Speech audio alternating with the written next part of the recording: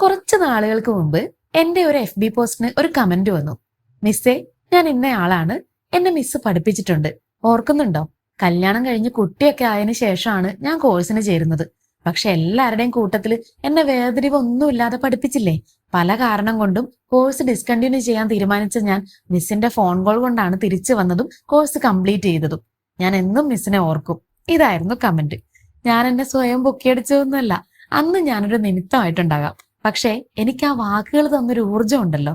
എന്റെ 27 വയസ്സിനകത്ത് 1ാം ക്ലാസ്സിലെ കുട്ടികളെ മുതൽ 35 വയസ്സ് വരെയുള്ള സ്റ്റുഡൻസിന് വരെ ഞാൻ ക്ലാസ് എടുത്തിട്ടുണ്ട്. പലർക്കും പല അഭിപ്രായങ്ങളായിരിക്കുമെങ്കിലും ഇങ്ങനെയുള്ള ചില ഫീഡ്ബാക്സ് അത് മാത്രം മതി ചെയ്ത ജോലിയിലുള്ള ആത്മസംതൃപ്തി ഫീൽ ചെയ്യാനായിട്ട്. ഇതേ എനിക്ക് പണ്ട് ടീച്ചർ ട്രെയിനിങ്ങിന് പോയപ്പോൾ 8ാം ക്ലാസ്സിലെ ഒരു കുട്ടി പേപ്പറിൽ ഫീഡ്ബാക്ക് എഴുതി തന്നിരുന്നു. ടീച്ചറെ എനിക്ക് ആദ്യം ഒന്നും ഒട്ടും ഇഷ്ടമല്ലായിരുന്നു എന്നും ഇപ്പൊ അവസാനം പോവാറാകുമ്പോഴാണ് ഇഷ്ടമായി തുടങ്ങിയതെന്നും. നമുക്ക് എല്ലാവർക്കും ഉണ്ടാവില്ലേ ഇങ്ങനെ അഭിപ്രായങ്ങൾ? അതിന് വലിയ ക്ലാസ്സിൽ എത്തണമെന്നൊന്നുമില്ല. 1ാം ക്ലാസ്സിലെ കുഞ്ഞു മക്കൾക്കും ഉണ്ടാവും മുന്നിൽ വന്ന് നിൽക്കുന്ന ടീച്ചറമ്മയെ കുറിച്ച് ഒരഭിപ്രായം, ഇല്ലേ? എന്റെ മോൻ വന്നിട്ട് ഇങ്ങനെ പറയുമ്പോ ഞാൻ ഓർക്കാറുണ്ട്, ഞാൻ പോയപ്പോ എന്തായിരിക്കും ആ മഞ്ചാടി മണികൾക്ക് തോന്നിയിട്ടുണ്ടാവുകയെന്ന്. 1ാം ക്ലാസ്സിൽ ആദ്യമായിട്ട് പോയതിന്റെ വിശേഷം വേറെ ഉണ്ട്, അത് പിന്നെ പറയാം. പ്രിയപ്പെട്ട ടീച്ചറെ കുറിച്ച് 2 വാക്ക് നിങ്ങളും പറയൂ, കേക്കട്ടെ.